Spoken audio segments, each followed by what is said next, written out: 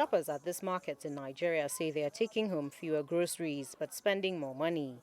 They say even the highest denomination, which is the 1,000 Naira note, can only buy a few items. A few years ago, if you bring 10,000 to the market, you will go home with a lot of groceries. But today, that's no longer the case. Our Naira now don't have value, so we need them to do something in this country. We are tired of this suffering. The Naira, Nigeria's local currency, ranks 11th worst performing currency against the US dollar in 2022, according to Hankey's currency watch list.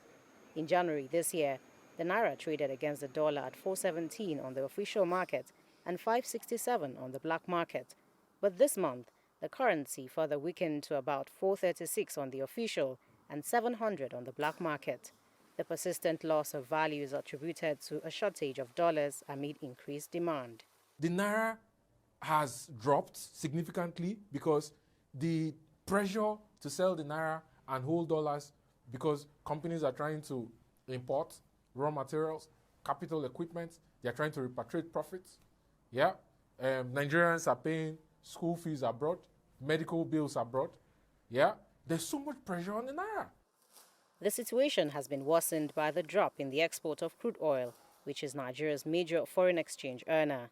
Economic experts say the government needs to float the Naira, which would mean allowing the exchange rate of the Naira and other currencies to become flexible without any government intervention. What they need to do is to do what the Egyptian government did in 2016, November.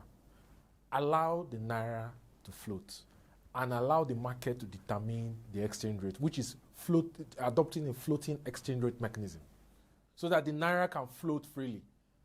It will be a case of buyer and seller. A willing buyer and willing seller will determine what the exchange rate will be. But Nigeria's central bank argues that floating the Naira would lead to massive depreciation of the currency and ultimately a currency crisis.